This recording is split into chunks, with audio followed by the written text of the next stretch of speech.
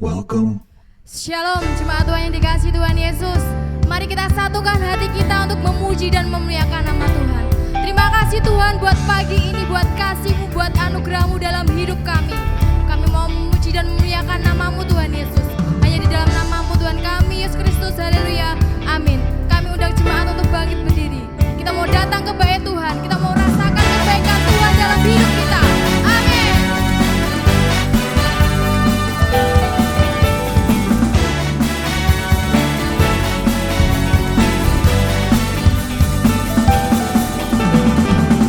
Datanglah ke bait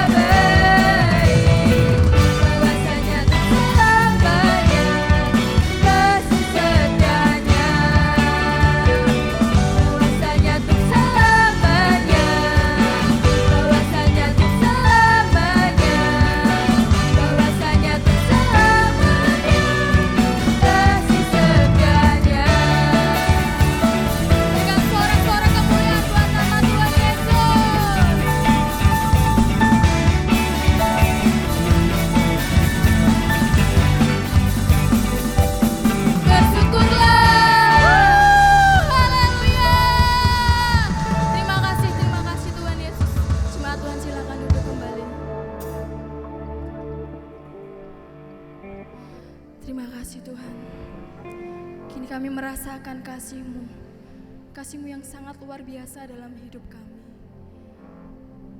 Segala apapun yang terjadi dalam hidup kami, semua atas izin-Mu Tuhan. Terima kasih Tuhan, terima kasih.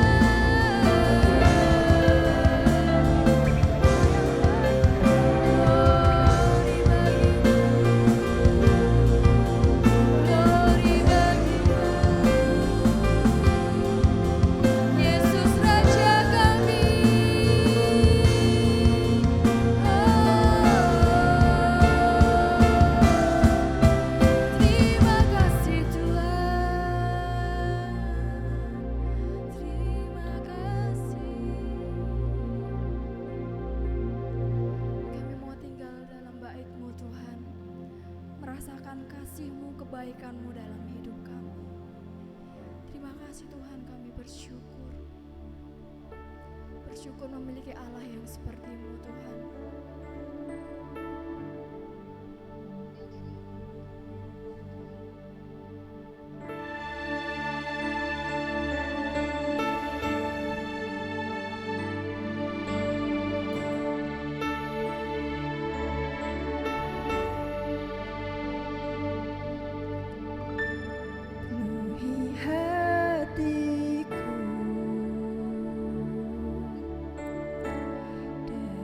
Dengan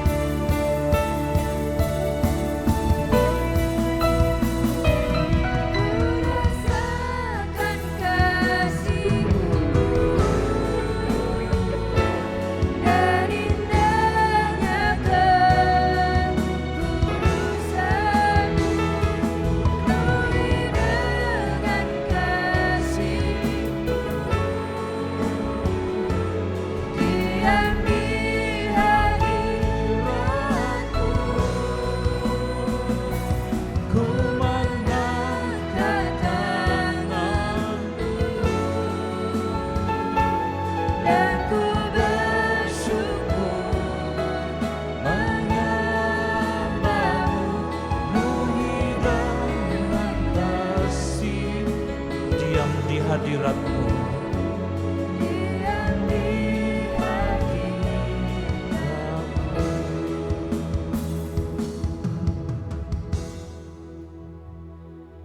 Engkau penuhi hati anak-anak-Mu.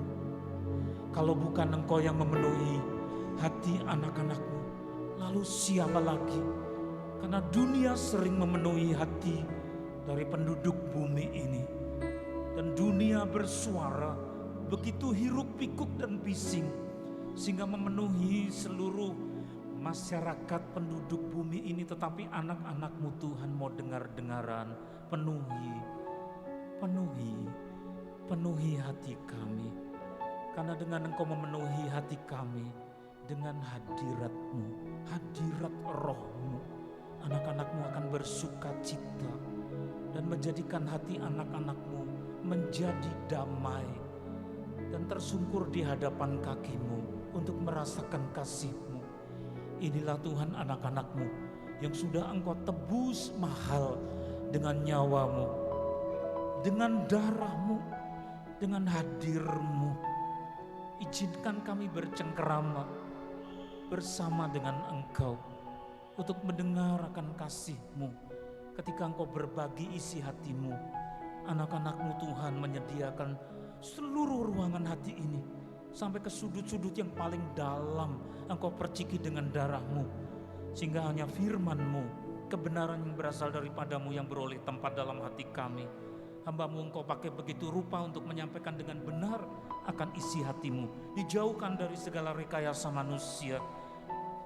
Bapa, kami berdoa untuk salah seorang saudara kami yang masih sakit, Ibu Nining di Stadi. Engkau sembuhkan Tuhan, Kau beri kekuatan. Meskipun pada pagi hari ini tidak bisa bersama-sama dengan kami, tapi kasih-Mu juga menjamah dia.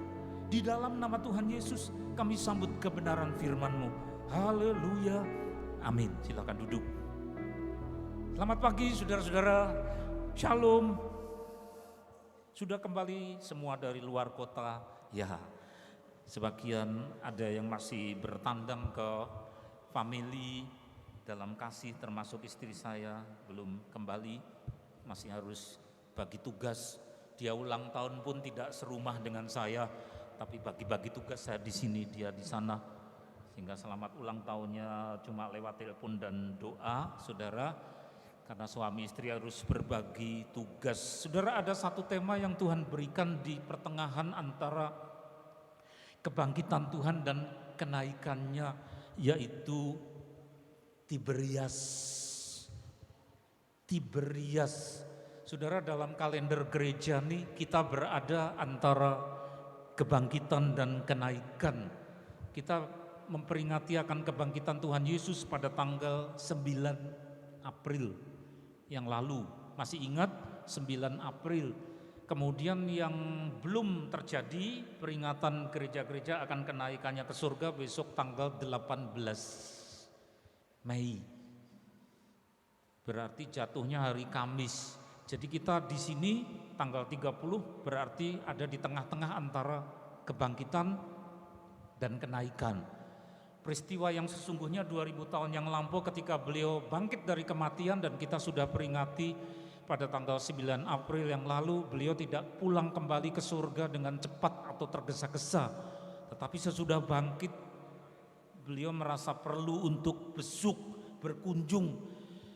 Tetapi eksklusif, tidak semua orang beliau kunjungi dalam visitasi pastoral atau melawat. Tetapi hanya orang-orang yang dia kasihi, yang sudah menjadi murid dan dekat bersama dengan dia. Saudara, ada satu nyanyian yang tadi, nyanyian nomor 2 yang diurapi Tuhan, itu ada hubungannya dengan ini, saudara.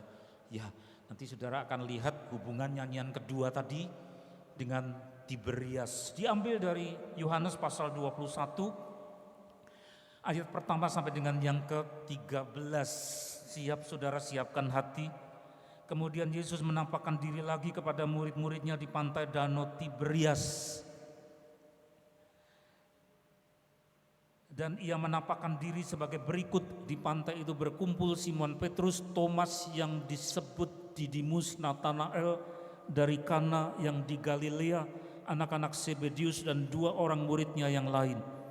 Kata Simon Petrus kepada mereka, "Aku pergi menangkap ikan." Kata mereka kepadanya, "Kami pergi juga dengan engkau."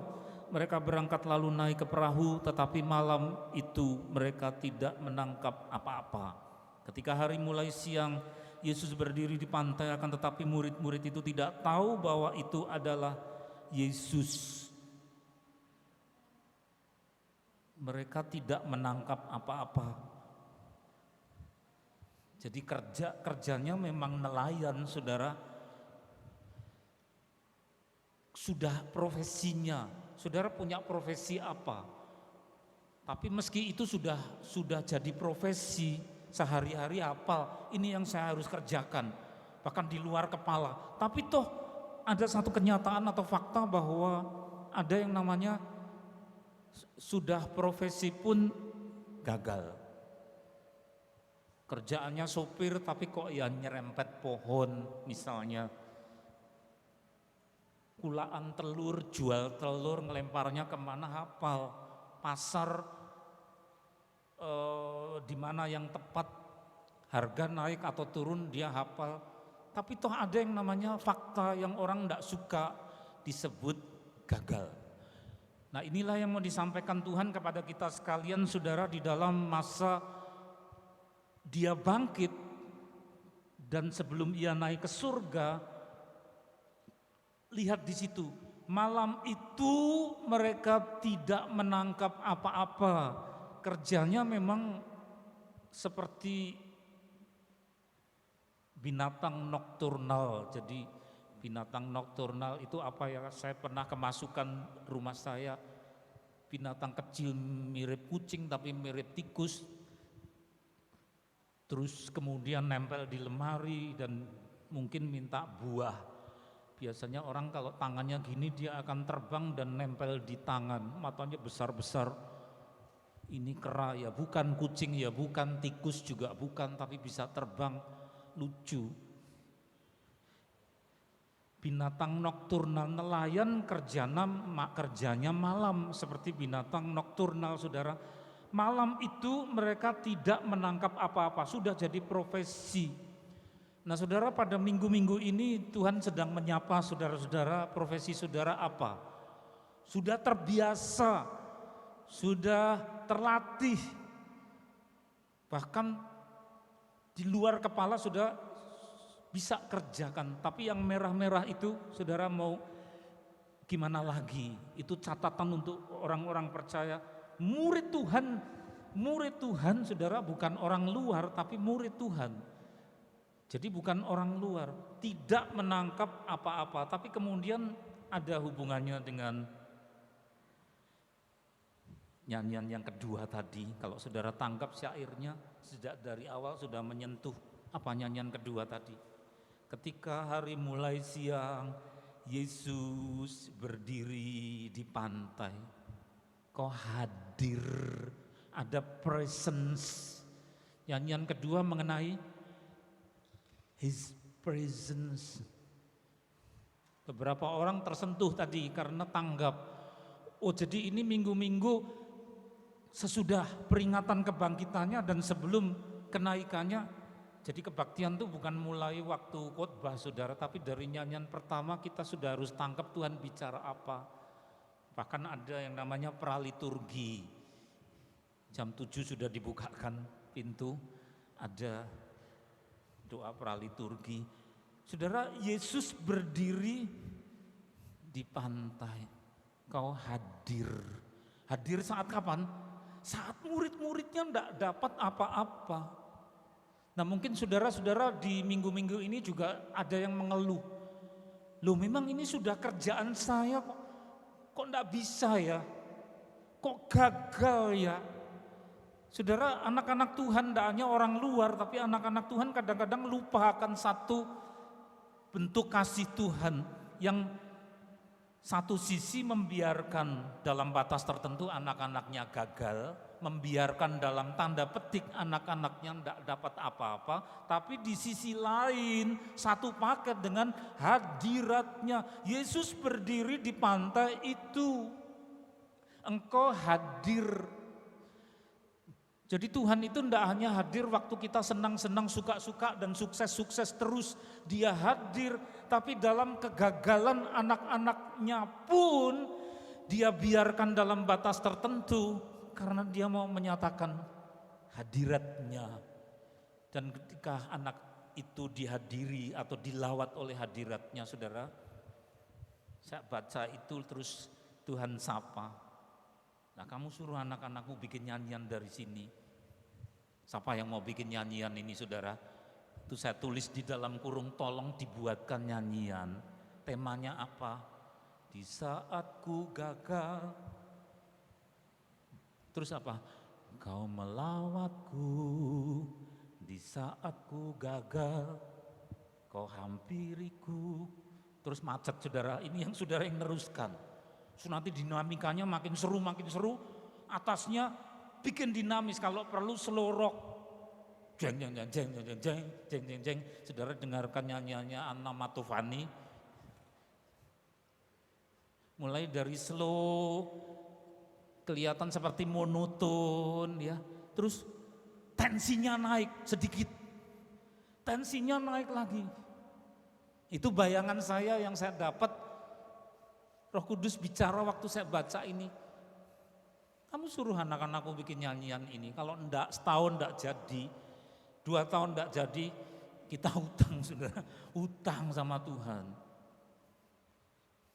Nanti kalau sudah 10, dalam beberapa tahun dibikin album AFJF Porodadi. Itu saat ku gagal, engkau melawatku. Saat ku gagal, engkau hampiriku. Dia berdiri di situ. Ini yang Tuhan firmankan pada minggu ini. Saya cuma taat menyampaikan kepada saudara-saudara. Itulah Tiberias. Mungkin lagunya bisa diberi judul Tiberias.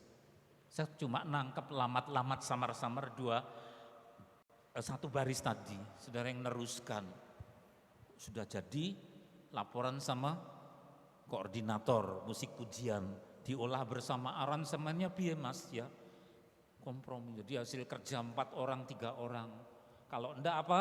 Utang. Saya juga utang sama Tuhan, saudara. Saya enggak akan turun pensiun atau pendeta emeritus kalau nyanyian ini belum jadi. Jadi saya ikut utang. Dengar? Ya saudara. Sungguh loh, ini serius, bukan ngobrol. Yuk jangan tidur. Terus berikutnya, ya mana halaman berikut. Nah, ayat 5 kata Yesus kepada mereka, hai anak-anak, siapa yang dipanggil saudara? Murid-murid waktu itu. Minus siapa? Yang tidak ikut siapa di Danau Tiberias? Yang tidak ikut ya yang jahat itu, karena sudah apa? Ngek ya. Talinya kuat enggak? Nggak kuat, jatuh, perutnya mungkin buncit, sobek, keluar ususnya, dicatat dalam Kisah Para Rasul, ngeri ya, namanya siapa? Nggak ikut itu saudara. Jadi minus itu, hai anak-anak, jadi 11 orang tinggal 11 itu. Sekarang saudara terngiang-ngiang dalam roh saya, dia juga memanggil. Saudara-saudara yang ada duduk di tempat ini, hai anak-anak. Anak-anak Tuhan di seluruh dunia tuh sering curiga sama Tuhan.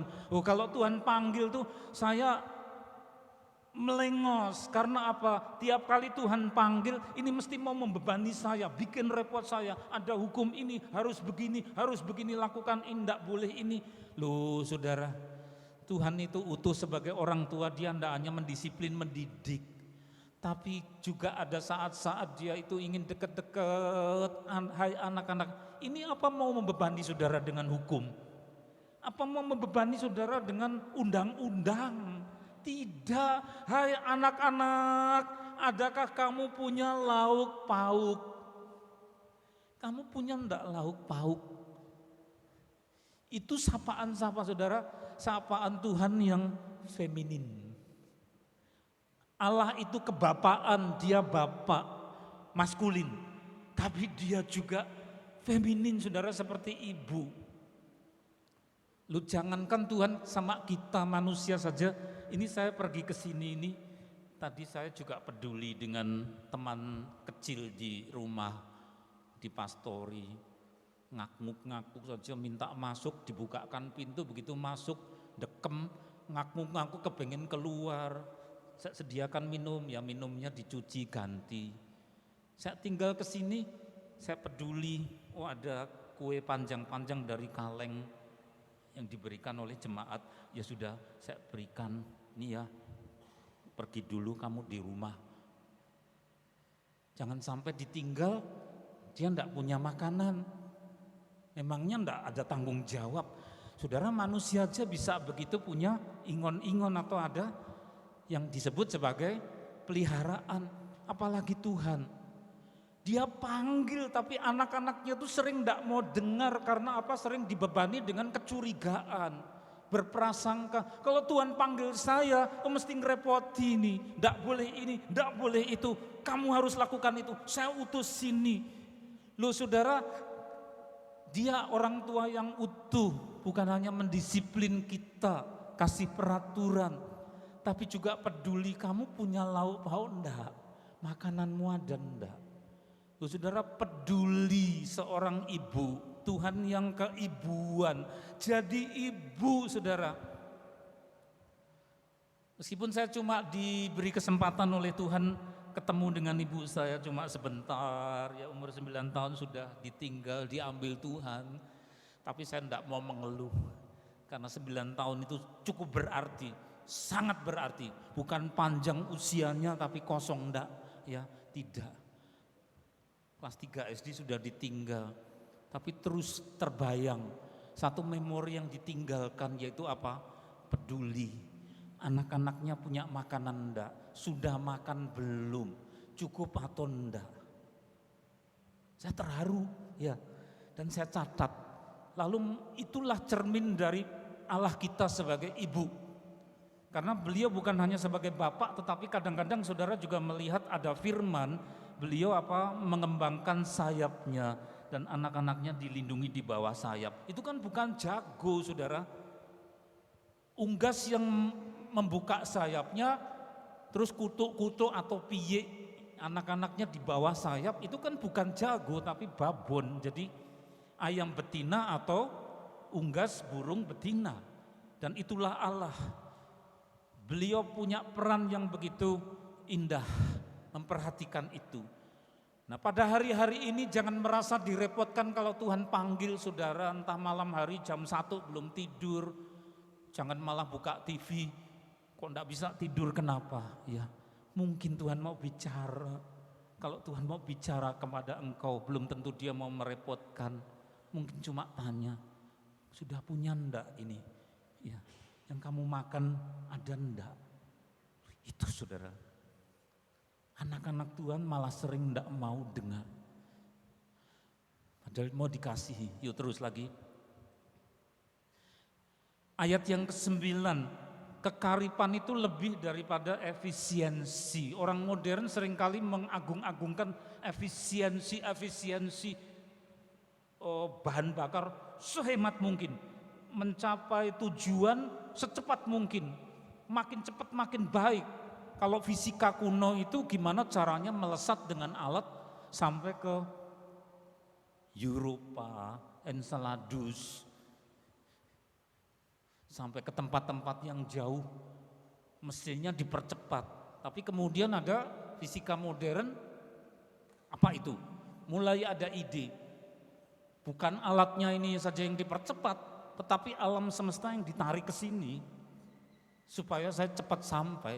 Saudara, cara berpikir yang lebih modern.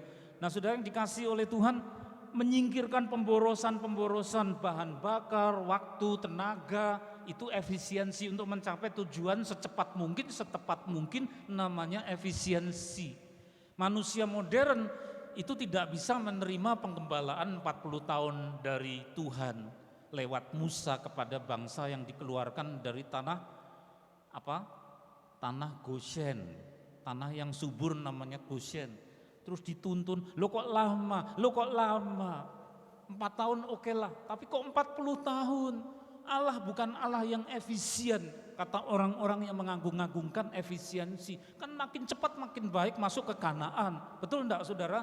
Itu cara pikir modern. Tapi lihat itu, Tuhan bisa bikin mujizat cepat. Bus. Ya ikannya matang, sudah enak, ada roti. Kan mujizat mudah. Tuhan kerjakan tinggal makan. Tapi ini apa? Ketika mereka tiba di darat, mereka melihat api arang. Lu kok repot-repot api arang. Kalau arang ada api berarti apa? Ada bilah-bilah untuk meletakkan ikan. Mungkin ada batu-batu. Kok Tuhan repot-repot itu makan waktu. Di atasnya ikan dan roti pakai cooking, dimasak. Berapa menit waktu ngambil batu disusun-susun, butuh waktu, butuh tenaga, apa enggak berkeringat. Terus ditata begitu rupa, lalu ada bilah-bilah, lalu bikin api dan seterusnya. Kenapa Tuhan pakai itu? Dan orang juga mempertanyakan, kenapa 40 tahun dituntun dari Goshen masuk ke Kanaan? Buang waktu, kata orang-orang yang mengagung-agungkan konsep efisiensi. Ada saat-saat Tuhan memang meletakkan efisiensi. Ada saatnya Tuhan efisien. 1 kali mati, 1 kali penyaliban untuk seluruh dunia, untuk orang zaman dulu maupun orang yang seterusnya efisien. Tapi ada saat Tuhan berlama-lama, sabar ya. Menyusun itu apa ini maksudnya? Maksudnya adalah Tuhan mau ada saat-saat di mana pakai waktu bercengkerama, bertemu, fellowship. Fellowship itu bukan buang waktu. Maka saya setuju dengan ide-ide dari para orang muda ini yang yuk kita tidak selalu harus yang serius, kadang-kadang main kemana, ya berakrab-akrab. Buat apa? Fellowship.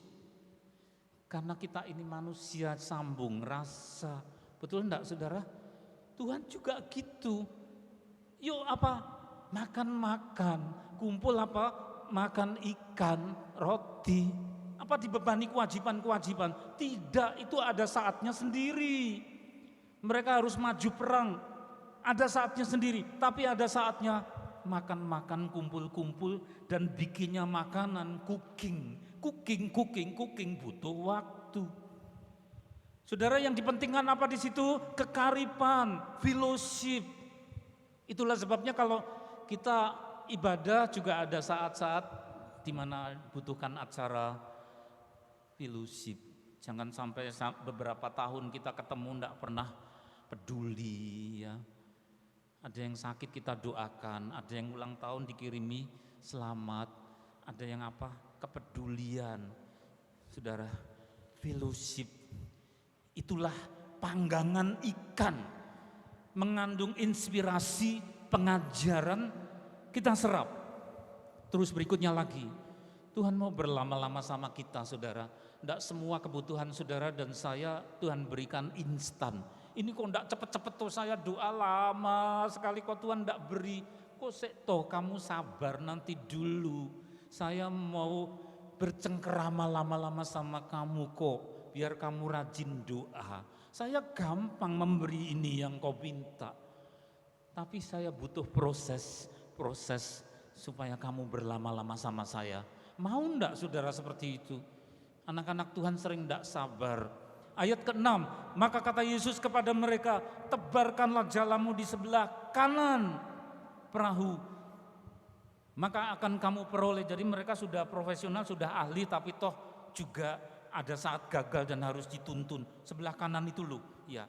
Mereka tidak bayangkan, menebarkannya dan mereka tidak dapat menariknya lagi karena banyaknya ikan. Ternyata berhasil seperti petunjuk Tuhan. Ini dengar-dengaran akan instruksi. Maka kita jangan hanya dengar dunia terus, tiap hari TV terus, ya YouTube-nya yang disetel cuma artis-artis, ya urusannya apa toh ngurusi gitu. Oh artis ini cerai, oh artis ini mau kawin lagi, oh Pak Lurah bojone piro. Nah kalau saudara ngurusi orang, terus pikirannya penuh, mimpi-mimpinya sampai gitu. Tuhan geleng-geleng kepala, saya mau bicara sama engkau, kasih instruksi. Kamu tadi kan mengeluh. kamu sudah profesional tapi gagal. Aku ini tanya, kamu punya lauk pauk enggak? Saya mau kasih instruksi ke sebelah kanan, tapi kamu enggak dengar karena pikiranmu sudah penuh dunia artis-artis, berita-berita, politik. Ya kita patut mendengar yang namanya dunia suarakan, tetapi saudara kalau sampai enggak ada waktu buat Tuhan, beliau hati-hati punya gelar Elkana. Kakak saya yang sudah diambil Tuhan, laki-laki, namanya Elkana. Kenapa dinamai begitu? Karena mengingatkan keluarga. Elkana, El itu Elohim, Kana itu cemburu. Tuhan cemburu saudara. Bahasa Jawanya buta jengan. Ada yang namanya Pak Sujono, enggak ada ya, jemaat sini namanya Pak Sujono. Bahasa Jawa, Sujono itu buta jengan, jealous, cemburu. Yang bisa cemburu ternyata Allah juga. Itulah sebabnya kenapa saudara, anak-anak Tuhan sering enggak dengar instruksinya. Itu loh di sana, kamu enggak punya lauk pauk toh, itu loh ada di sebelah kanan. Tapi mereka mendengar, mereka tidak bisa menariknya, ternyata dilimpahi dengan ikan. Ada rezeki, ada berkat jasmani. Amsal pasal 10 ayat 22 dibaca bersama-sama. 1, 2, 3. Berkat Tuhanlah yang menjadikan kaya. Susah payah tidak akan menambahinya. Jadi kita memang harus bekerja keras, berkarya, tapi 90% itu berkat Tuhan. Jadi orang bisa punya kelimpahan itu 90% karena Tuhan baik, Tuhan baik, Tuhan baik. Dilambangkan dalam bilangan berapa? 7, Allah baik. Jerih payah kita adalah 10%, jangan kita sombong. Betul, ya. Jerih payah tidak akan menambahinya. Berkat Tuhanlah yang menjadikan kaya, betul ya. Mereka dapat limpahan ikan bisa dijual. Mungkin ada yang ditabung, saudara bisa beli perahu baru, jalannya koyak, jala baru. Tuhan peduli, ya. Nah, jangan terlalu saudara bandingkan di YouTube khotbah mengenai ini isinya cuma nyalahkan aja. Lo sudah jadi rasul kok jala ikan lagi, oh kembali ke hidup lama, jadi berdosa, ngawur pengkhotbah gitu jangan diperhatikan. Maka ada beberapa pemimpin sini yang belajar hermeneutik dan homiletik. Bukan, kalau Tuhan marah mana dia tanya, kamu sudah punya lauk pauk enggak? Lemparkan jalamu ke kanan. Kalau Tuhan enggak berkenan, kamu kan sudah jadi rasul, kok jalan-jalan? Ayo enggak usah, ayo kukut saja, gulung tikar. Nah mesti kan gitu. Tapi kasih instruksi apa? Lemparkan jalamu ke kanan. Sejak kecil saya bosen saudara dengar khotbah-khotbah yang tidak memperhatikan pikirannya Tuhan, nyalahkan para nelayan. Lo sudah jadi rasul, melayani. Lah kok jalan-jalan ikan berarti kembali ke hidup lama. Lo disalahkan saudara. Waduh ya, ngawur, tidak dengar Roh Kudus. Lihat, Tuhan kasih instruksi lemparkan jalamu ke kanan. Jala profesi lama, apa itu? Nelayan. Maka saudara yang sudah menjadi apa yang dipanggil Tuhan perlahan-lahan bertahap, boleh kerja. Keahlianmu apa diberi oleh Tuhan. Kalau tidak dipakai hutang, seperti mina disimpan dalam tanah, disimpan dalam sapu tangan, talenta dipakai, gitu. Iya. Terus lagi, aduh bingung maju mundur yang mana. Kekaripan memenuhkan, halaman terakhir saudara. Kata Yesus kepada mereka, bawalah beberapa ikan yang baru kamu tangkap itu. Simon Petrus naik ke perahu lalu mengelah jala itu ke darat penuh ikan-ikan besar. Kemudian cetak biru 153 ekor banyaknya. Tidak koya. Apa itu 153? 153 adalah jumlah spesies yang orisinil dari ikan. Jadi kalau kelas ordo spesies, apalagi family, saya sudah lupa kalau di sub-sub. Spesies lengkap ikan ini, ikan itu lengkapnya yang alami, yang natural 153 ekor. Jangan saudara menghitung yang hasil rekayasa. Lah kalau ikan mengalami mutasi gen gimana? gennya mengalami mutasi. Ini hiu ya bukan, tapi ikan paus juga bukan. Lah karena di laboratorium dihasilkan, ya enggak dihitung. 153 ekor. Apa yang Tuhan maksud dalam ayat 10? Ayat 10 adalah Tuhan memberi pemenuhan penuh. Kita cuma bisa mikir potongan, cuilan, ya, cuilan potongan. Tapi Tuhan apa? Kasih yang penuh. Saudara, ini momen yang berharga antara kebangkitan dan kenaikannya dalam kalender gereja. Saat-saat anak-anak Tuhan dibuka apa yang namanya paradigma sepotong, paradigma secuil. Maka saudara jangan hafalannya trontong borot tahu enggak, kaleng bocor. Kemarin berkatnya segitu, sekarang ya segini, besok segini. Lah saudara hafalan kalau begitu, dapatnya segitu ketika Tuhan beri limpah, penuh, tumpah, lalu terbuang. Yang saudara terima ya cuma seukuran engkau punya konsep kerdil itu. Lihat saudara, 153 ekor imani. Tuhan berkenan mengasihi orang-orang yang dilawat, hadiratnya penuh. Dia hadir, maka bikin nyanyian. Jangan utang sama Tuhan saudara, bikin nyanyian tadi. Kau hadir saat ku gagal. Kau hadir buat apa? Tanya, punya lauk pauk enggak? Lu peduli lu saudara sama kita? Peduli sama kita. Mama dulu ya masih enggak laukmu, tanya sama saya. Tapi pertanyaannya berhenti, beliau sudah meninggal. Tapi Tuhan enggak berhenti sebagai ibu. Kamu punya lauk pauk enggak? Dia berkuasa dan mau, sangat berminat. 153 ekor. Kelengkapan, kepenuhan. Mari. Haleluya. Syukur. Syukur. Syukur. Mari saudara kita dengarkan lagi nyanyian yang kedua tadi. Luar biasa. Karena Roh Kudus yang mengajari kita untuk nyanyi seperti itu. Imani setiap kata. Dengarkan anak-anak ini menyanyi. Oh syukur. Syukur, syukur, syukur. Hosana, hosana, hosana. Hosana, hosana, hosana. Glory, hosana.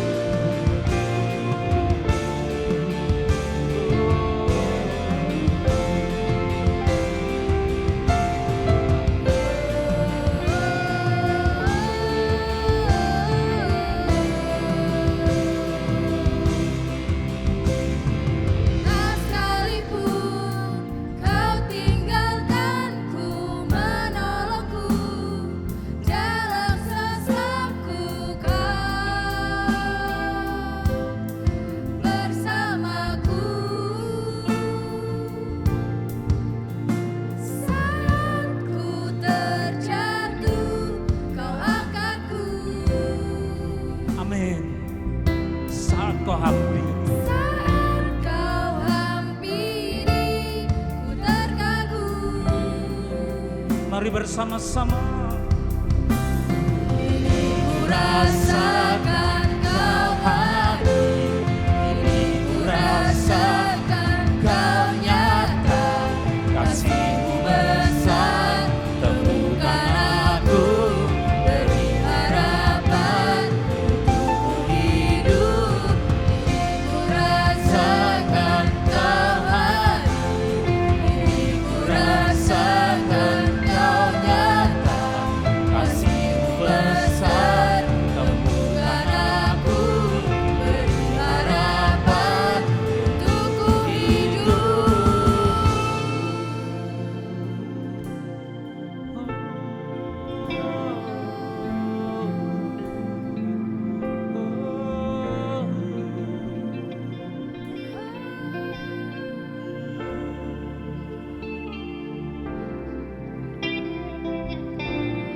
Kau temukanku,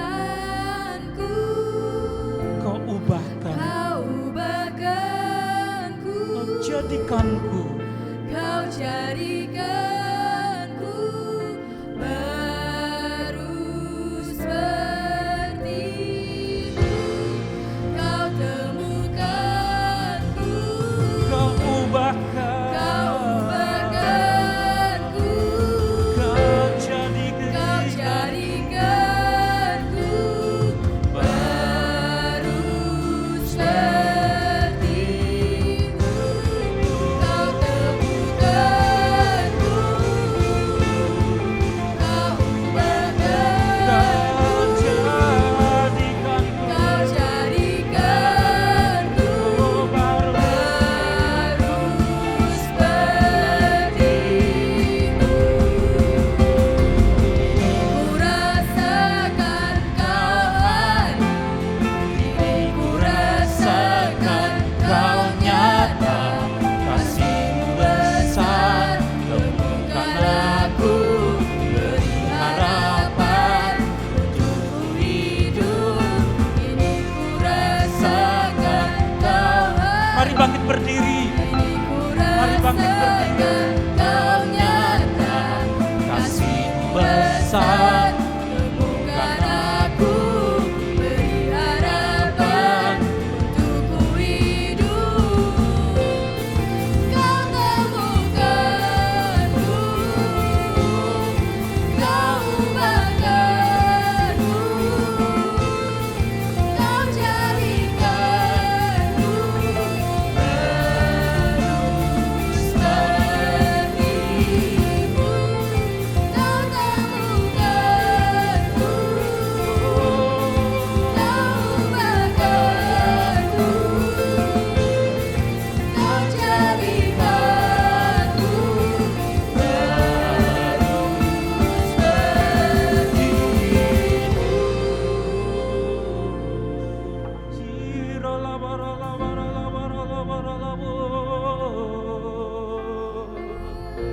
Sembah Dia, saudara. Puji namamu. Hiralaba ya masih. Hiralaba tabaralaba ralaba ralaba ralaba ralaba ralaba ralaba ralaba. Sigalaba ralaba ralaba ralaba ralaba ralaba ralaba ya masih. Sigalaba ralaba sana. Oh, sana. Oh, glory, kudus, kudus, kudus, kudus Engkau.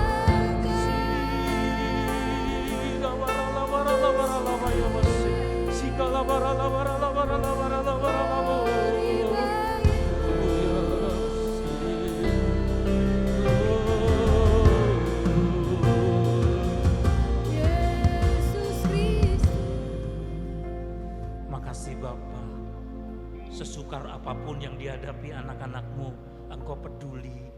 Karena selain Engkau Bapa bagi kami, Engkau juga Ibu bagi kami. Engkau tidak selalu membebani kami dengan tugas. Tapi ada saatnya Engkau bertanya, kamu punya lauk pauk atau tidak? Terima kasih. Engkau kebapaan, Engkau keibuan. Terima kasih Tuhan, terima kasih. Biar kami dengar-dengaran akan suara-Mu dan bukan bising dengan suara dunia. Bising dengan suara hati kami sendiri. Ampuni anak-anak-Mu. Jam berapapun Kau berkehendak, saat di mobil, di rumah, saat kami di luar kota, di gunung, Engkau bicara, di bawah pohon, atau saat kami bekerja, berkarya, silakan. Itu di sebelah kanan ada ikan 153 ekor, 153 jenis. Engkau berhak memenuhkan dan memperlihatkan, mendemonstrasikan akan kemuliaan-Mu. Bapak, anak-anak-Mu hendak mempersembahkan persembahan, tanda syukur, tanda cinta, bukan untuk membebani tetapi tanda cinta kami kepada Engkau di dalam nama Tuhan Yesus. Kini ku rasakan Kau hadir, kini ku rasakan Kau nyata, kasih-Mu besar temukan aku, beri harapan untukku hidup. Kini ku rasakan Kau hadir, kini ku rasakan Kau nyata, kasih-Mu besar temukan aku, beri harapan untukku hidup.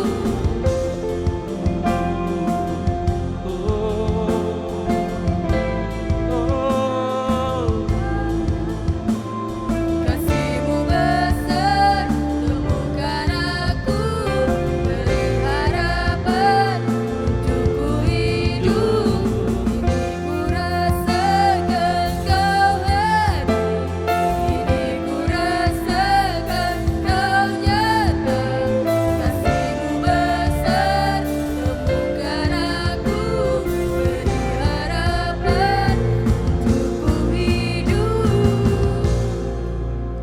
Kami menaikkan kedua tangan kami, menadahkan tangan kami, seraya tersenyum kepada Engkau.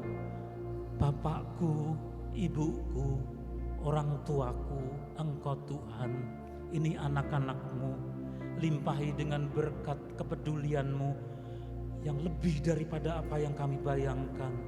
Saudara, terimalah berkat yang dicurahkan dari tangan Allah Bapa kita di surga.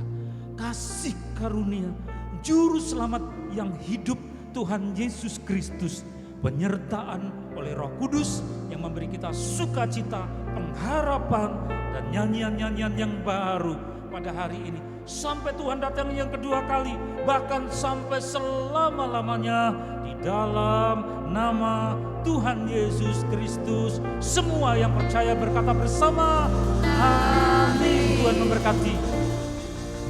Kuasa Tuhan lebih besar.